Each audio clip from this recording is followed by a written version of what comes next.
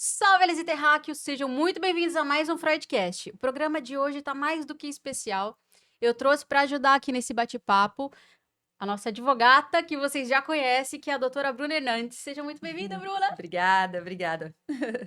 E a nossa convidada de hoje, ela é psicopedagoga, não engasguei desta vez, e terapeuta ABA. Seja muito bem-vinda, Ariela Dias. Muito obrigada, é um prazer estar aqui com vocês.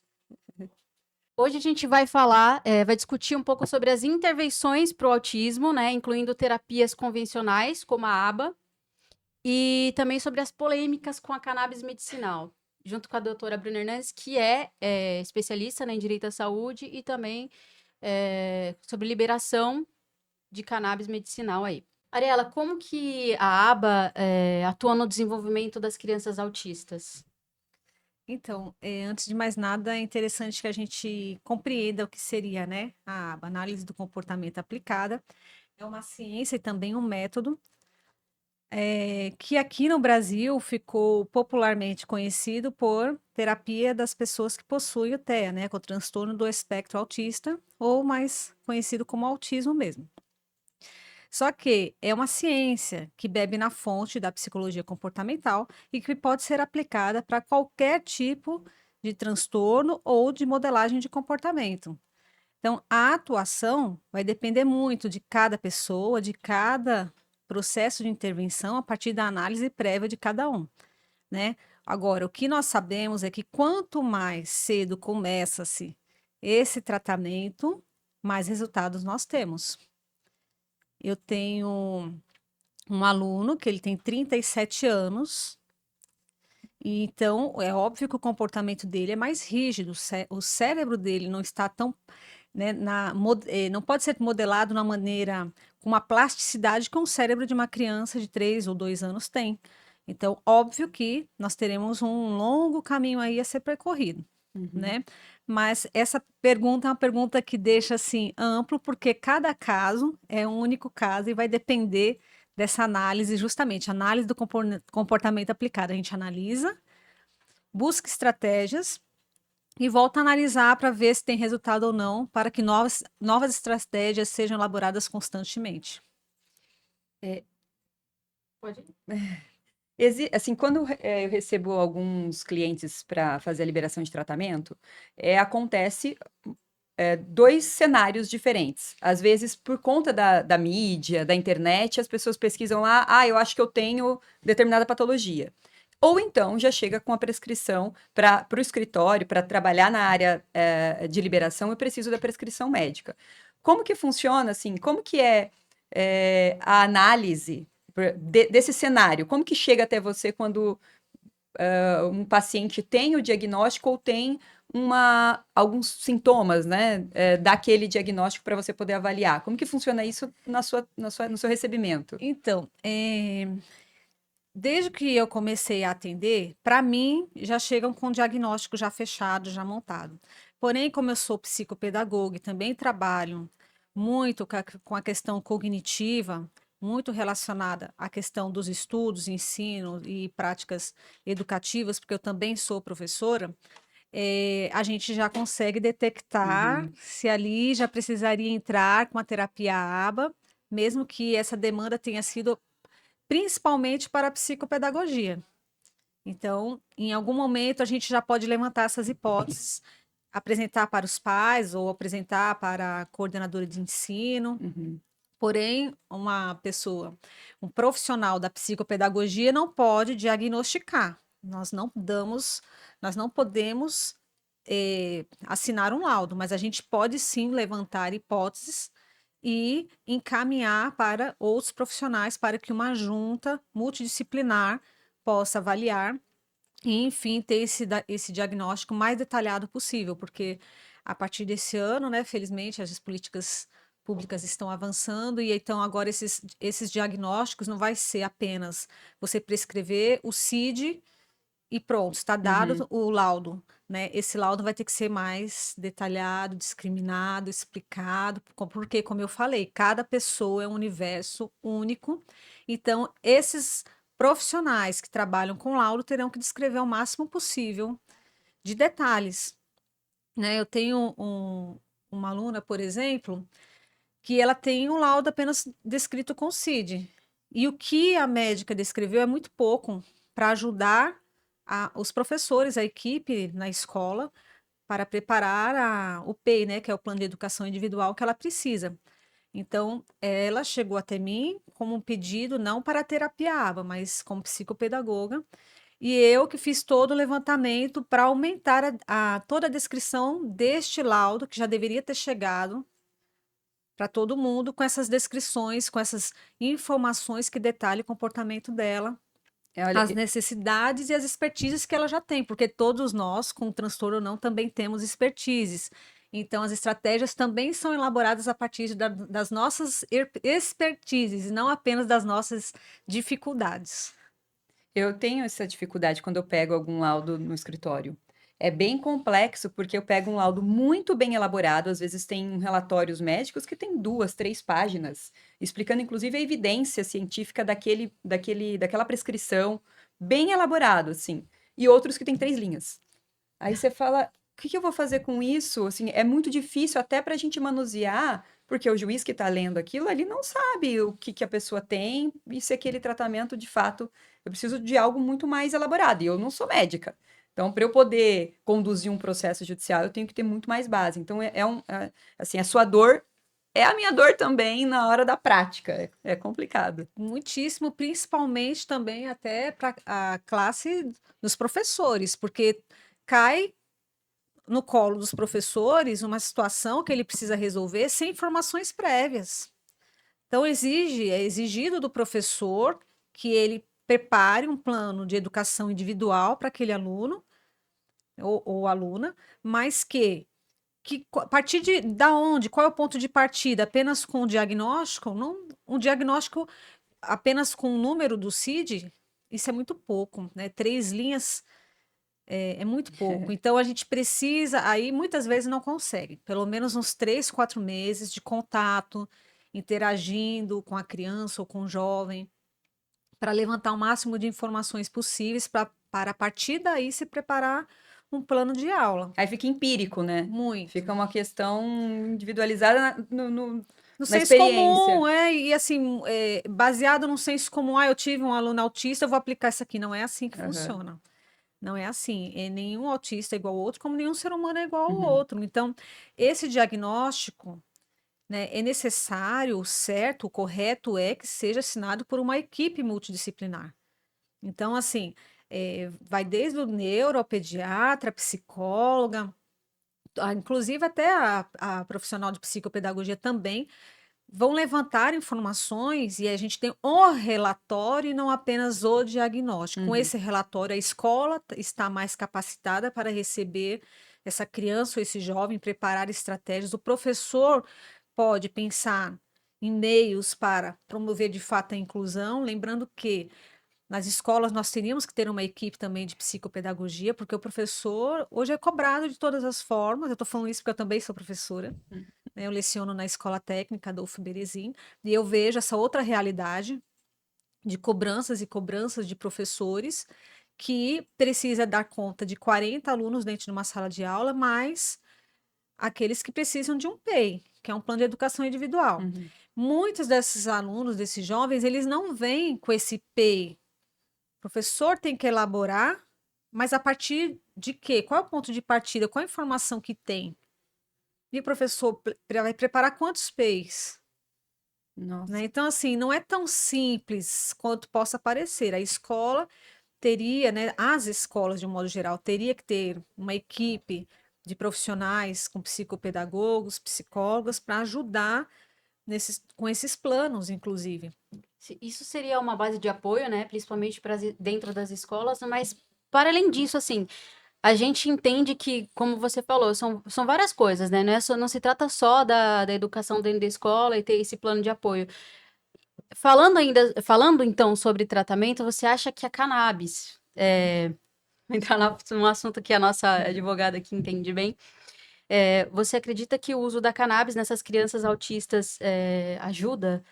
Você acha que Tem estudos que dialoguem, na verdade, com a aba em relação a esse tipo de Não tratamento? especificamente a aba, né? Porque a aba a gente vai trabalhar mais na questão comportamental, mas o que que acontece? Como eu falei, existem comportamentos rígidos, né? Dependendo aí de cada caso.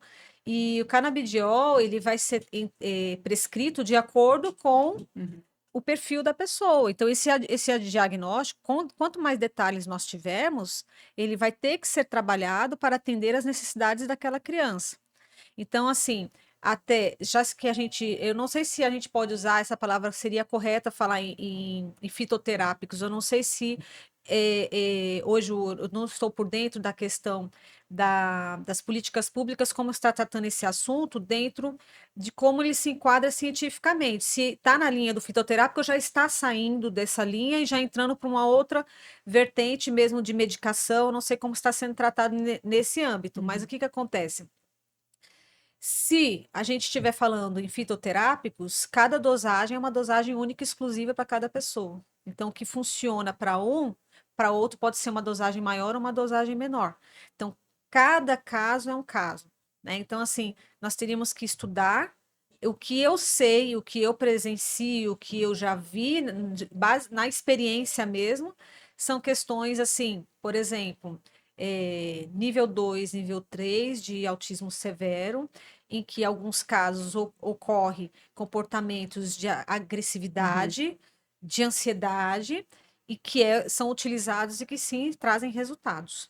Mas isso não está relacionado à terapia ABA, né? Até porque também o psicopedagogo terapeuta ABA não pode prescrever nada, né? Mas porque nós estamos na linha do comportamento. Então, no meu caso, por exemplo, para ser chamado terapia ABA, esse tratamento ele tem que valer pelo menos de 24, 25 a 48 horas semanais de terapia, que inclui fisioterapia, que inclui uma natação, que inclui a escola, que inclui a psicopedagogia, que inclui, seja uma aula de música, que inclui tudo o que essa criança ou esse jovem faz, tudo que faz nesses trabalhos para a autonomia e para a educação, esse programa educativo, seja para o bem-estar ou mesmo um plano educativo para uma vida acadêmica, dependendo do nível do transtorno, tem que bater de 25 a 48 horas. Menos que isso não é terapia ABA. Aí eu pergunto para vocês, quem no Brasil pode pagar por isso? É.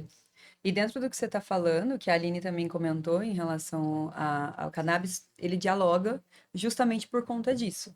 Sim. Porque o CDB, ele tem dois pontos que podem agir de forma ativa no corpo, né? Então, primeiro se você tem um paciente que é muito agressivo, você primeiro precisa estabilizar aquele estado agressivo dele, para que ele, inclusive, possa iniciar um trabalho de forma comportamental. Então, existe esse diálogo e sim, cada paciente ele tem uma dosagem diferente, porque também o ser humano ele precisa ser avaliado, principalmente agora, eles falam que a cannabis é atual o que está sendo falado, porque os estudos mostram, inclusive, 1700 antes de Cristo, a utilização de cannabis, que ainda não se sabe se é para uso recreativo ou para tratamento, né? Os estudos são muito antigos. Mas primeiro você estabiliza a parte do neuro, o que faz com que aquela pessoa tenha ou não agressividade, qual o nível, para depois iniciar o tratamento. Que a aba é interessante. Eu fiz bastante liberação aba. E aí você tem várias coisas, né? Dependendo do paciente, tem também o uso de cavalos, né? Sim, Para a poder. ecoterapia, A que é excelente, ecoterapia. excelente, um dos melhores tratamentos, principalmente para os quadros de agressividade. Por isso a importância que a gente bate tanto da tecla da equipe multidisciplinar.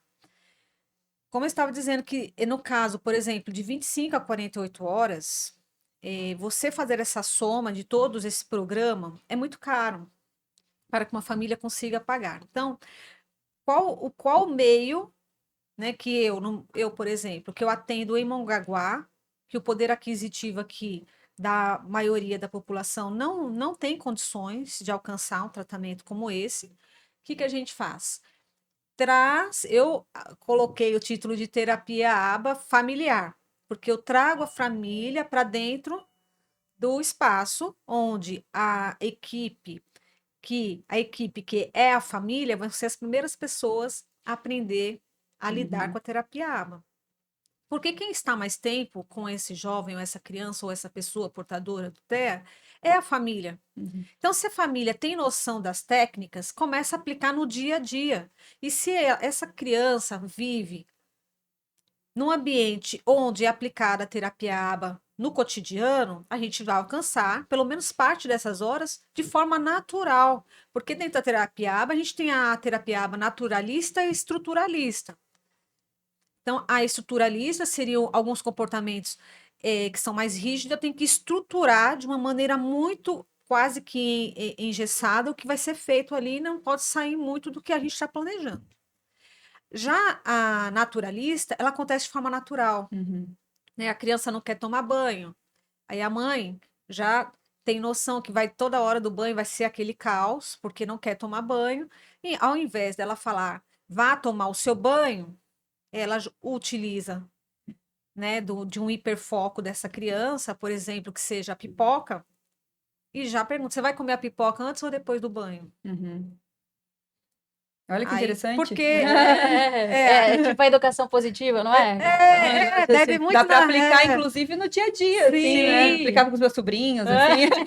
O que é uma boa. O cérebro não entende que ela tá dando uma ordem. Ele entende que ela deu uma opção para você escolher. E geralmente, quem tem TEA gosta de ter alternativa e escolher. Então, eu te dei um É um poder- padrão, né? Então, É. Você utiliza esse padrão no Exato. dia a dia. Não, 99% dos casos você dá uma opção para deixá-lo escolher, não impor algo, e muito menos algo repentino, de surpresa, ou se o banho você quer que seja às 7 da noite, você já começa aquele diálogo às 6. Ele perguntou já sobre a pipoca, se vai ser antes ou não, aí então tá, então você negocia, então vai comer a pipoca agora, 7 horas vai para o banho. Porque eu vou te falar, é muito raro eles combinarem algo contigo e não cumprir. É muito raro isso acontecer. Se eles falarem, não, às 7 eu vou, eles vão. Então, é muito raro.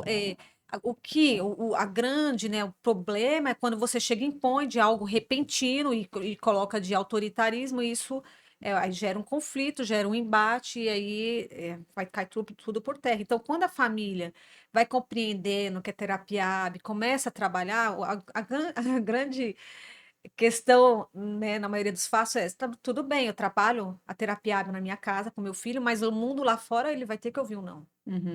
Mas e o mundo lá fora? Como meu filho vai lidar com esse não? Porque lá no mundo não vai dar opção para meu filho. Ele vai levar um não. Né? Então, assim, mas aí se o seu filho está em terapia, a gente está trabalhando essas formas dele levar esse não. Se ele usa um cordão, o diagnóstico é libertador. A maioria dos pais morrem de medo e na maioria dos casos, quando tem um impacto, ou se levanta a hipótese, não, meu filho não tem. Não entende que quanto mais cedo a gente diagnosticar, mais libertador será para o seu filho compreender quem é ele, que não é o patinho feio. Mas eu acho que entra num processo de negação, Muito grande. né? Assim, pelos desafios que vão acontecer, porque a gente sabe, né, quem não tem na família sabe os desafios que acontecem com quem tem diagnosticado. E aí você entra num fator negação. E aí, por conta disso, não é isso, não é aquilo, não é aquilo. E eu acho que também, além disso, tem a questão da cobrança, né? Porque já é difícil ser mãe e criar uma criança que não é atípica. Agora você imagina, você entendeu cedo que a sua criança é atípica, e daí você tem que, de alguma forma, entender que não dá para ter uma super proteção, porque exatamente você vai criar a criança para o mundo e lá fora, né, as pessoas não vão ser tão delicadas ao lidar com ela, né? Eu tenho uma amiga que ela tem uma criança atípica e às vezes ela tem esses períodos de que ela fica muito estressada e ela faz algumas coisas. E a gente que tá de fora é difícil enxergar que precisa ser pulso firme também para com essas crianças, né? Então é um contexto assim que, né, não me cabe também ficar entrando muito porque eu não sou mãe, né? Tem que deixar isso claro, mas assim, é uma situação bem, bem delicada, assim, principalmente para a família, né? Que tem Porque eu acho que não é só o filho atípico. Aí é tudo. É Aí é a mãe exato. atípica, Sim. aí se torna a família inteira atípica. Agora, você como advogada, né, que eu penso assim, tudo, a gente na área da ciência, tudo é conceitual. Então, quando você usa uma expressão, você tem que ir na base do conceito, de que conceito sobre aquela palavra você está adotando aquela palavra. Então, quando a gente, por exemplo, fala mãe atípica, como muitas que chegam até mim e falam mãe atípica, mas eu não sou neurodivergente, mas você é filha de você é mãe de um neurodivergente, você é atípica. Uhum. Você tem direito aos respeitos e os tratamentos e às leis que protegem esse grupo social como mãe atípica, independente de você ser neurodivergente ou não, porque a sua vida, a sua realidade é atípica, por causa do filho que é atípico. E isso é indiferente de você não ter um laudo e você não ser Sim, neurodivergente. sim. E tem um ponto também muito importante, porque muito dessas mães não fazem acompanhamento. E o que, no caso, deveriam fazer, né?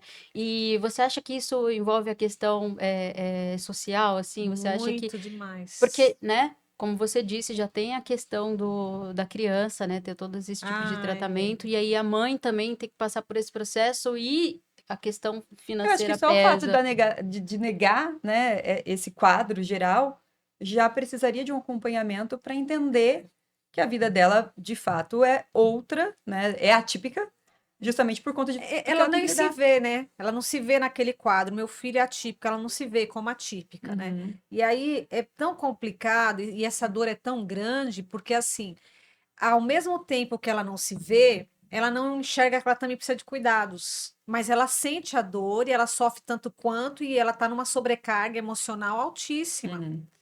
né? Então, assim, quando a gente fala da terapia ABA familiar, a gente entende que a mãe entra no pacote com a primeira terapeuta do seu filho, porque aí não sou eu mais a terapeuta, eu vou ser a supervisora da família. Porque eu não tenho.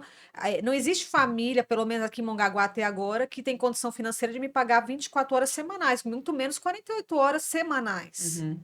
Eu acho que é uma realidade brasileira, né? Assim, da Sim. Né? maior Não, parte do Brasil. eu já fiz uma continha por baixo, assim, se fosse cobrado tudo no mais baratinho que fosse, assim, a gente estava batendo quase 4.000 reais por mês. Bem baixo, porque eu Não, já fiz muito baixo. liberação de 20 mil, 30 Sim. mil Não, reais. não, e um assim, um atípico nível 1, Uhum.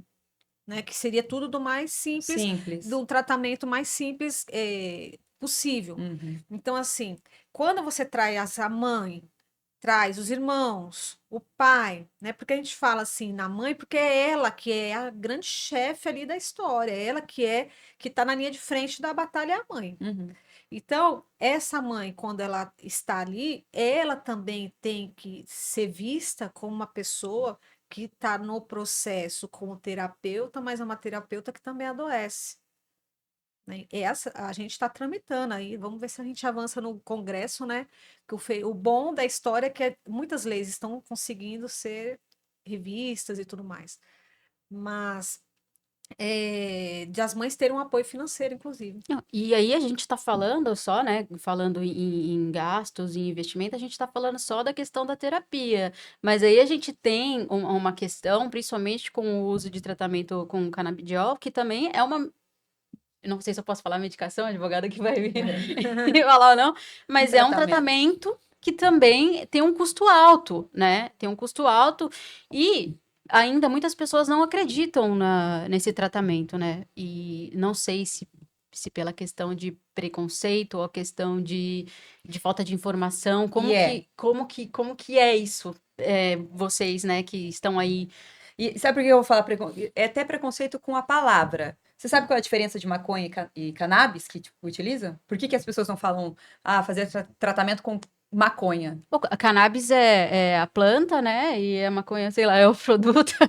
Não tem diferença nenhuma. Então. A diferença é etimológica. É só num dado momento, num território fala maconha, no outro território fala cannabis. Mas não tem diferença alguma. Tudo é planta, né? Depois você vai fazer a extração e tudo mais.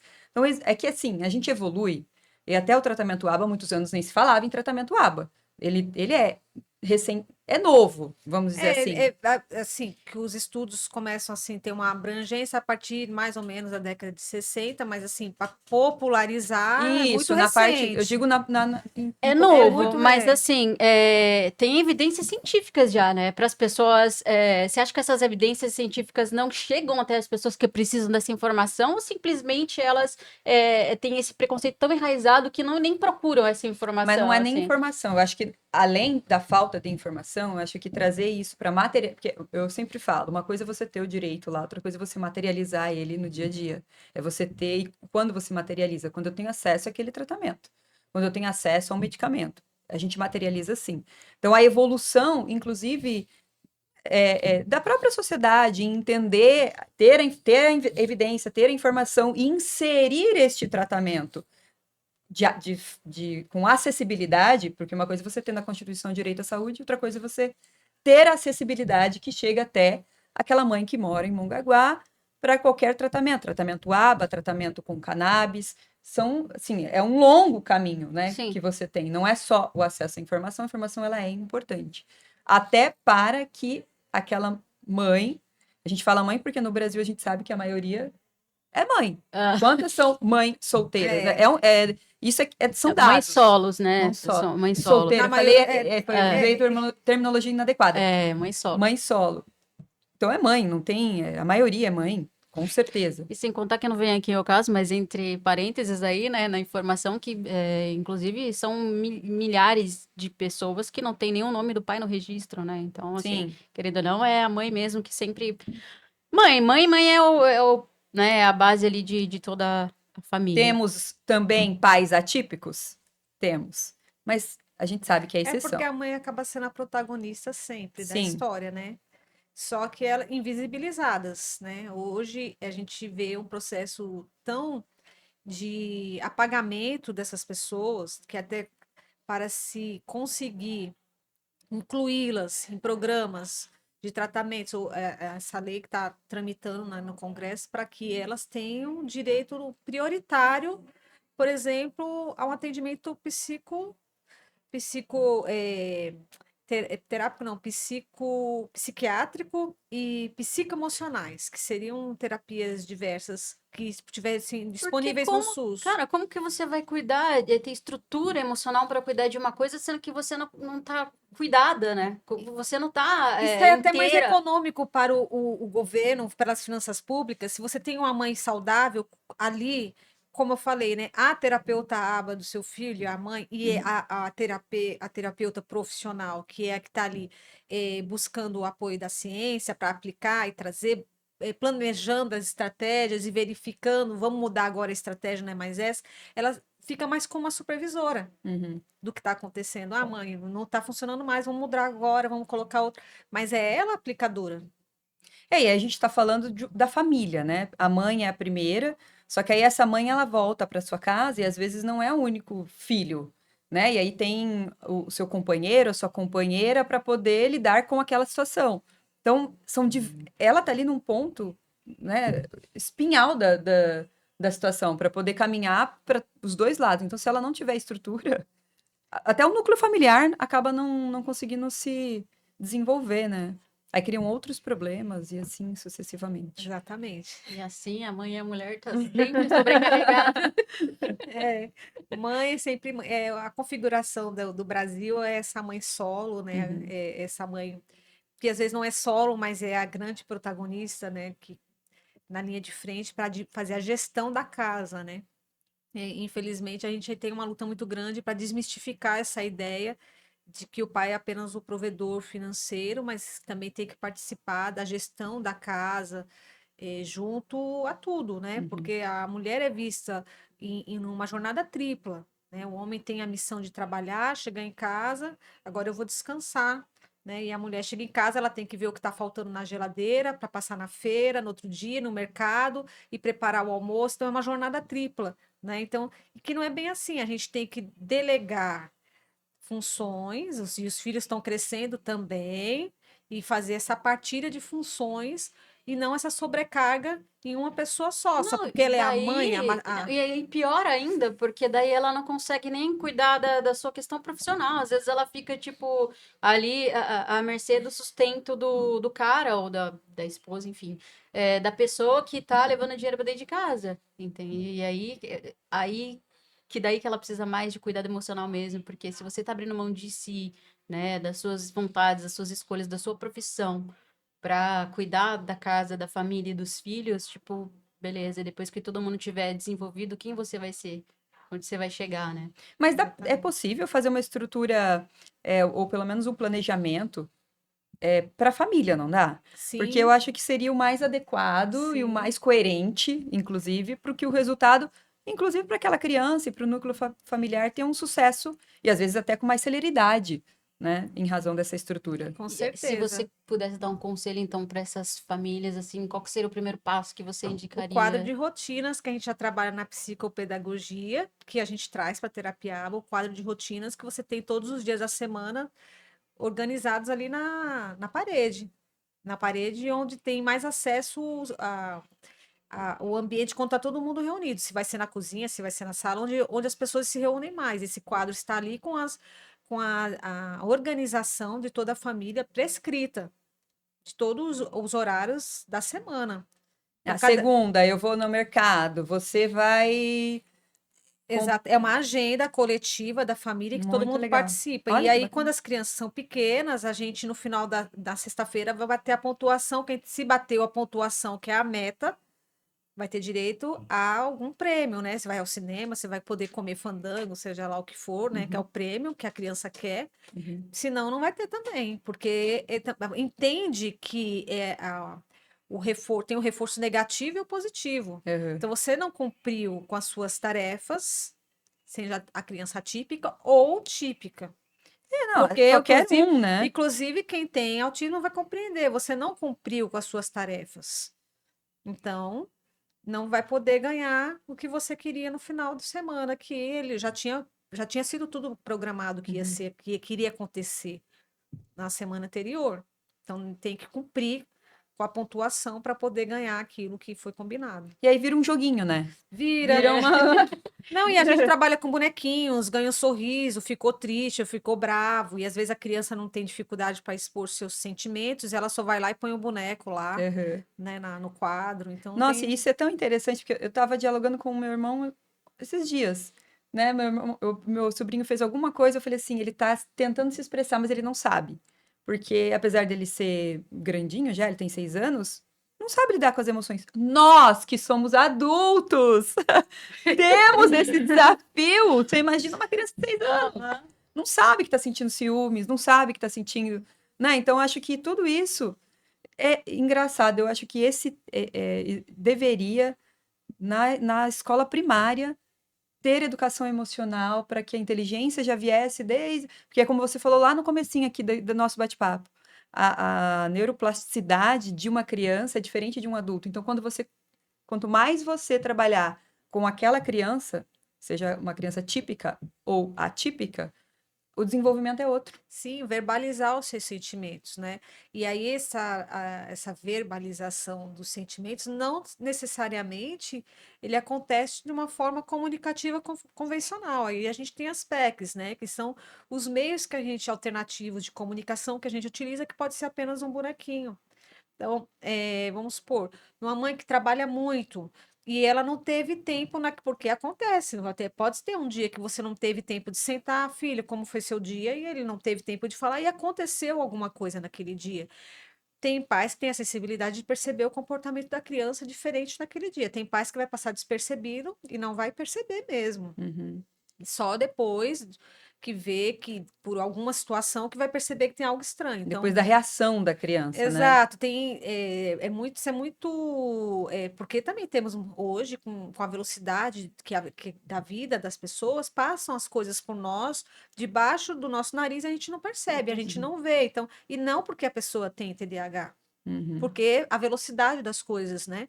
o estilo de vida da gente.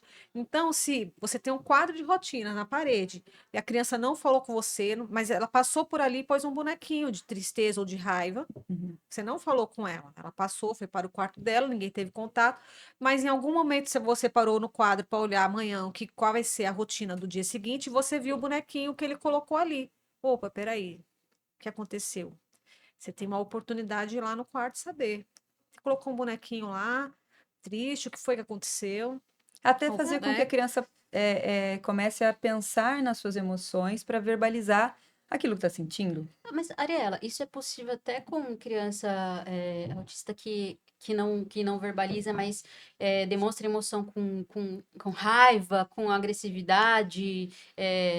É possível Sim, isso, sim, esse quadro? é a PECs, a gente usa as comunicações alternativas. Hoje tem diversos tipos de PECs, desde a tecnológica, que são os softwares, né, que é os aplicativos que a gente pode instalar no tablet, no celular, né? Por exemplo, um autista não verbal. Uhum. Então, Hum, quer ir no banheiro, ele aperta, tum, aí o tablet fala, quer ir no banheiro, fala por ele. Quero comer um lanche, ele aperta e faz assim para você, ou ele mostra a figurinha. que Há aquela legal. pessoa que não, por exemplo, hoje não tá, a gente tá, né, existe agora, felizmente, essa lei maravilhosa de proibir os celulares nas escolas e tudo mais. Então, tá com as figurinhas no bolso, com os bonequinhos, ele tira e te mostra. Que massa. Preciso beber água, preciso ir ao banheiro. Ele não fala e ele te mostra a imagem. Mas a Uhum. criança autista, ela consegue identificar Com essas certeza. necessidades, essas vontades, Sim, essas sim. emoções. É, o que acontece, dependendo do nível, aí a gente vai já para uma questão sensorial. Às vezes, quando vai perceber a necessidade de ir ao banheiro, já fez na roupa. Não teve tempo hábil, porque aí é uma questão mesmo de sensorial que não deu tempo. Mas aí até nisso a gente vai ter com a equipe multidisciplinar, não é um profissional que cuida Uhum. disso, né? Mas toda a questão de tratamento é sempre voltada para que essa pessoa possa se comunicar de alguma forma possível, né? Porque o trabalho, principalmente quando a gente fala em nível 2 e nível 3, a gente está falando de autonomia, a gente está falando de bem-estar. Eu não Uhum. estou falando de uma criança ou de um jovem que o sonho é que se torne um advogado, que se torne um doutor. A gente tá, o que essa mãe e esse pai mais quer é que aquela criança seja autônoma, que ela Uhum. vá construir as suas formas de sobreviver nesse mundo sozinho quando o pai e a mãe não estiver mais Sim. ali. Então, a grande preocupação maior é a autonomia, né? E essa autonomia envolve a comunicação, envolve em você poder ir ao mercado e poder comprar e conseguir lidar com o dinheiro, né, de troco e tudo mais. Então, é nesse aspecto. Então, as PECs pode ser feita em casa, imprimir imagens na internet, fazer, mandar plastificar, Uhum. desde um software, né? Então, hoje em dia, tá, muito a criatividade das pessoas, a facilidade de ter acesso a isso na internet ajuda bastante com relação às ferramentas, né, que a gente pode desenvolver. E muitas ferramentas de baixo custo, né? O problema é que as pessoas não têm tempo, é muita correria, o estresse, já está bombardeado, já está cansado.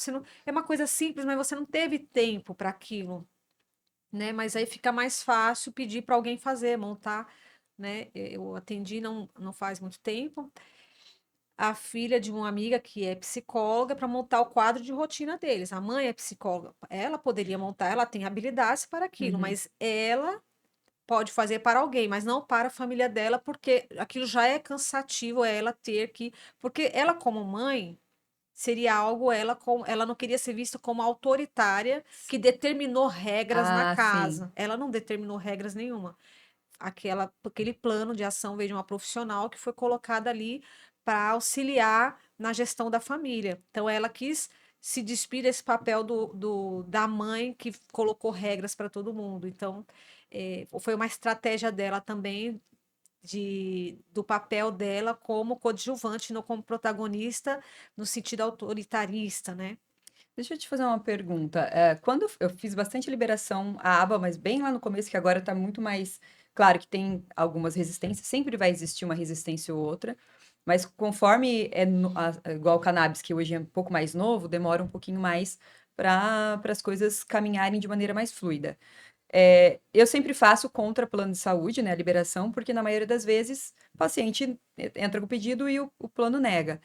No Sistema Único de Saúde, como que você recebe? Como que é a sua sensibilidade? Porque você falou que hoje, aqui para a população, por exemplo, poderia ter um sistema que tivesse, em São Paulo, salvo engano, tem um núcleo só para atendimento de TA. Você acha que quando chega o pessoal, as mães, enfim, para você, não teve essa instrução para procurar o município, o estado? É muito difícil, assim, porque o grau de falta de informação é muito grande, porque na maioria dos casos elas já chegam sobrecarregadas ao máximo, Uhum. muitas delas. Grande maioria. E muitas vezes até sem rede de apoio, né? O que A faz rede de sobrecarregar apoio é mais. a maior ferramenta, a mais importante de todas, eu diria, que é a rede de apoio, porque como a gente não tem uma equipe multidisciplinar para lidar com isso, é essa rede de apoio que vai ajudar. Vocês criaram, na verdade, uma vertente do que deveria ser para tentar Exato, suprir. suprir, mas o É, ideal seria que essa equipe sim, existisse, exato. porque o médico ele pode prescrever, e aí, né, vamos colocar isso na prática. A mãe, quando ela tem o diagnóstico, e ele está bem elaborado dentro de um relatório onde tem todas as informações com a equipe, inclusive, que vai precisar para aquele caso. Aquela mãe, ela vai até o município e solicita aquele tratamento. Mas ele demora no mínimo 5 anos. Então, esse seria o cenário. Quando você recebe, isso não acontece na prática com as famílias que você atende. Talvez, assim, um autista nível 2 ou 3, que uma demanda é muito forte, que está no nível de agressividade que está muito explícito ali, Uhum. talvez essas mães tenham acesso mais fácil, porque não existe fácil, essa palavra nem deveria ser utilizada, um pouco mais rápido, que não é tão rápido assim do que a gente imaginou do que seja rápido. Elas têm uma prioridade a alcançar algo. Mas, por exemplo, esse meu aluno de 37 anos, ele ficou 5 anos na fila de espera para conseguir o atendimento psicológico. Há 5 anos ele espera, agora que surgiu. A gente está falando de atendimento psicológico, porque existem E ele é outros. nível 1, ele entrou na fila com 32 anos, hoje ele está com 37, agora ele foi chamado.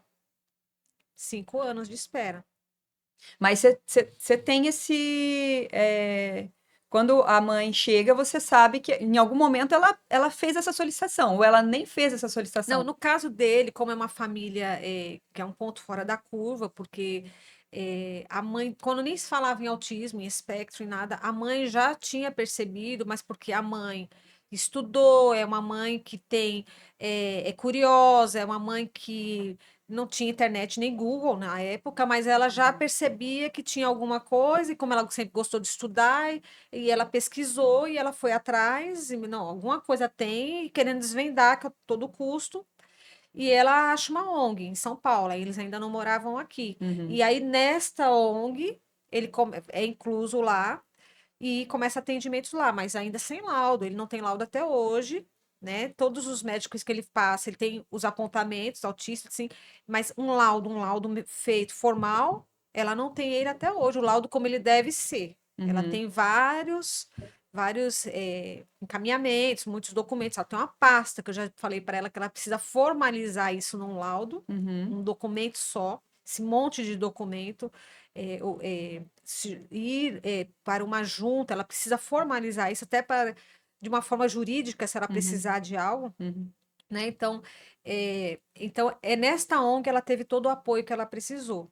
Só que a ONG, infelizmente, a VAP, essa foi uma ONG muito famosa, que era no ABC, que custeada por aquelas empresas do ABC ali paulista, Uhum. que ajudavam, e ela fechou. Então ela perdeu todo o apoio que ela tinha, que era essa ONG. Ele, inclusive, chegou a trabalhar num banco como recebendo as pessoas, levando as pessoas até onde deveria ir, né? Serviços simples, né? Uhum. De levar um papel para cá, para lá, colocar um copinho ali para água. Coisas simples, mas que fazia ele sair de casa, pegar um ônibus sozinho e ir até lá. ter uma certa autonomia. Exatamente. No caso, assim, a mãe, né, tinha estudo para identificar o diagnóstico, mesmo mesmo se- que ela não tivesse. Mas tem Exatamente. muita gente que sabe do diagnóstico tardio, assim, né? Tem muitas pessoas que estão descobrindo o diagnóstico agora depois de mais velha, depois da Sim, maioridade, assim. sim, E isso influencia também diretamente no tratamento, né? Porque não muito. tem como. Se você pega do começo, igual eu tenho a minha amiga, que a filhinha tem 2 aninhos, ela identificou no começo, então o tratamento está sendo desenvolvido agora para que ela se torne um adulto, né? Além de mais autônomo, que o tratamento tenha mais, Eficácia. né? Que dure mais, assim. E como que é isso? Quando chega uma pessoa que descobriu o diagnóstico tardio, assim, é mais Primeiro é o difícil? choque. Primeiro tem a fase do choque, né? Porque você primeiro tem que absorver aquela informação. Primeiro, na verdade, as pessoas sempre perceberam que não se enquadravam em nada, não se encaixavam. E aí o problema é, eu tenho algum, eu levo muito para um lado pessoal onde eu não consigo fazer amigos.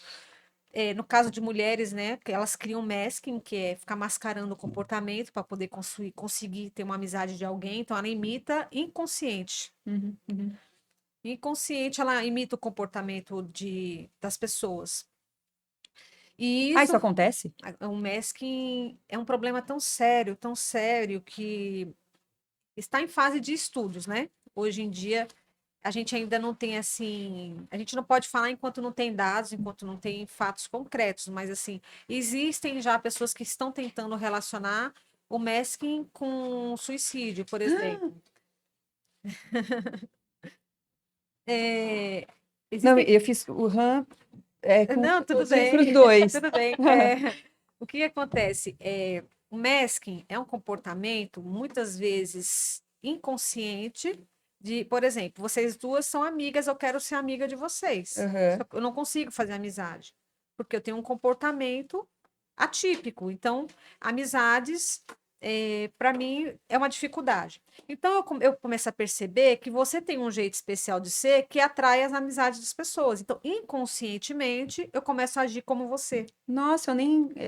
Esse Mask é o nome da. Mascarando o comportamento. E aí, o que que acontece? No final do dia, quando eu chego em casa, eu estou esgotada ao máximo, o limite do meu estresse psicoemocional, porque eu passei o dia sorrindo e tentando olhar para o. Tentando ser uma pessoa que não. Exato, porque assim, eu estou falando assim, de uma maneira bem Aham, genérica, de uma sim. maneira bem superficial. Por exemplo, eu tenho dificuldade de olhar nos seus olhos. Né? A minha facilidade seria eu conversar olhando, não olho nos olhos. E essas pessoas cobram porque não olham nos olhos. Uhum, As pessoas cobram porque você não sorri. uhum. E algumas pessoas não querem amizade com quem não olha nos olhos, porque não inspira confiança, ou porque é antipática, ela não sorri. Então ela começa a perceber que ela precisa sorrir, que ela precisa olhar nos olhos. E aí ela começa a forçar um comportamento de olhar nos olhos quando conversa, ela começa, quando você fala, de dar um sorriso, só que não é ela. No final do dia, essa pessoa que passou o dia trabalhando, fazendo o masking, né, que é mascarando o comportamento, essa pessoa vai estar esgotada. E isso, ao longo do tempo, vai desencadear outros transtornos. Mas isso que você está falando, mesmo, que não é uma característica do diagnóstico do autismo em si. Existem outros Não, diagnósticos, ou não.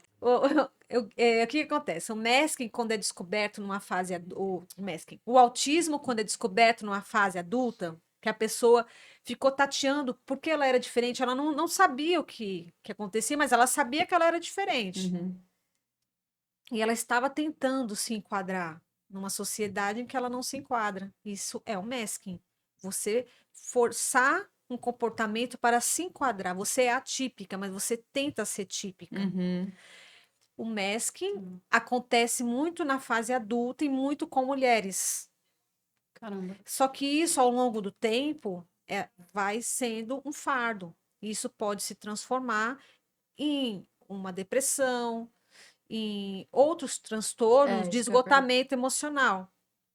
E aí existe uma equipe, já existem pessoas que procuram relacionar aos estudos, que nós já não é meu âmbito de área, mas já sei que tem bastante gente pesquisando, tentando fazer uma relação da questão do suicídio de mulheres autistas que na fase adulta, que não sabiam que era autista, mas praticavam masking a vida inteira, E aí você chega no limite de realmente eu tentei de tudo e não me enquadrei, e para mim Uhum. chegou ao fim, essa sociedade não é para mim, Uhum. Ela né? se sente excluída quase uma vida inteira, sem saber a causa daquela Exato, e não tem por exclusão, que você né? lutar por nada, porque tudo que você tentou, você já fez. Uhum, Diferentemente de quando você tem um laudo, por isso que a gente fala que o laudo é libertador, uhum. porque você sabe o que você tem. Eu não me encaixo numa vida típica porque eu não sou típica, eu sou atípica. Então, E tá tudo bem se eu tá tiver tudo bem. o tratamento Mas aí né? eu começo a me aceitar quem eu sou. Eu Uhum, procuro pessoas do meu universo que eu posso conversar e vão me entender. Ou ainda que eu prefira ficar só, mas eu vou poder estar na minha casa lendo sobre e entendendo quem eu sou. uhum. Então é outra realidade de vida, de autoaceitação, de autoconhecimento, porque a chave de tudo, na verdade, é o autoconhecimento, né? É muito Então, louco ouvir assim, né? Porque a gente está falando de um diagnóstico específico, né? Que é a descoberta do autismo na vida adulta, mas existem alguns diagnósticos a qual eu já participei e tal. Aquelas eu tenho uma que amiga professora que agora, Já perdeu o fui laudo agora. diagnosticada. fui diagnosticada, que é muito interessante ouvir de como que a gente é um pouco. A gente, né, que eu digo assim, a sociedade é um pouco preconceituosa em relação a certos tratamentos, né? E existem vários tipos de tratamento. Zompic. E É Zompic que tá na não, moda o agora? Ozempic Ou Zempic, para sei lá. emagrecimento, mas existem os psicotrópicos, existem, né, medicações mais naturais, né, terapêuticas, digamos assim, e identificar essas questões ainda volta para a gente esse mesmo assunto, o tratamento em si, é o tratamento Olha, e o é uma acompanhamento loucura. psicológico, que é o que vai direcionar a gente para uma vida mais estável, para uma vida melhor, assim, né? É muito difícil mesmo, porque o que que acontece? Existem muitos medicamentos, até o próprio canabidiol, é caro. Uhum. É caro, Sim, porque se você for ver bem, pelo menos não tem muito tempo que eu andei sondando quanto estava, R$ 300 para um mês. O próprio Vivance, R$ 400, dura o quê? Um mês? existem outros que são grátis, né, digamos assim, Então, mas pelo aí SUS então, eu fornece. não posso ficar falando muito medicação, que não é a minha área, né? Mas assim, através das pessoas que eu tenho contato e Uhum. pelas experiências delas que conversam comigo e relatam, né, o que que acontece? Existem medicações que são as mais baratas, que elas liberam de uma vez no organismo, e então a Uhum, chance de você ficar aquela bomba que cai no seu organismo te Uhum. dopa de uma forma muito bruta, né? bruta, e você não tem controle de voltar ao trabalho, você ainda fica tentando aquela substância no seu organismo e você lutando contra ela para estar aqui continuando o que você Uhum. precisa Só que se fazer. torna um vício também, né? Se torna um vício você depender daquela coisa química pra você, tipo, ter o mínimo de conforto possível dentro de si, Mas não tem saca? conforto, porque o próprio remédio é desconfortável. E O fora efeito depois colateral dele, né? e sem contar o desmame depois, o desmame é. Não, tudo é difícil demais, demais mesmo. Aí vai para o mais caro, que é o dobro do preço, ele vai liberando aos poucos no organismo, mas ele é muito mais caro, que não está disponível ainda. Tem uma nova fórmula né, que parece que, não sei ainda, que vai começar ser popularizada por um preço mais Mais em conta. acessível, né? Que vai liberando aos poucos. Ainda não sei em que situações, pelo menos até a última vez que eu conversei sobre isso com uma profissional que ela lida de uma forma mais direta com tudo isso. Mas tudo também numa fase bem embrionária agora, né? Mas eu posso falar também com relação ao aluno que eu tenho, que a vida sempre é trocar de medicação. E aí até tem uns outros professores que atendem ele, como assim, não vai parar nunca de trocar de medicação, Uhum. porque quando a gente acha que vai melhorar, troca a medicação. Mas é porque assim, nenhuma medicação dá certo. Ele já tentou várias medicações e nenhuma dá certo. Ele vive num processo de desconforto, é um Ele tem cansaço. autismo. Então, no laudo dele está com o TDAH. Uhum. Ele tem um laudo TDAH, mas é como eu te falei, existem laudos fragilizados que Uhum. precisam detalhar mais e precisam de mais estudos. Então, ele está sendo tratado como TDAH. Mas Uhum. esse laudo, ele não tem um detalhe maior sobre nada, ele tem um número do CID. Uhum. Isso é muito pouco para a gente descrever o problema que uma pessoa tem. Porque isso geralmente acontece quando um profissional assina o laudo, que é sobre isso que a gente debate muito. Uma equipe multidisciplinar, ele vai passar por uma junta de profissionais.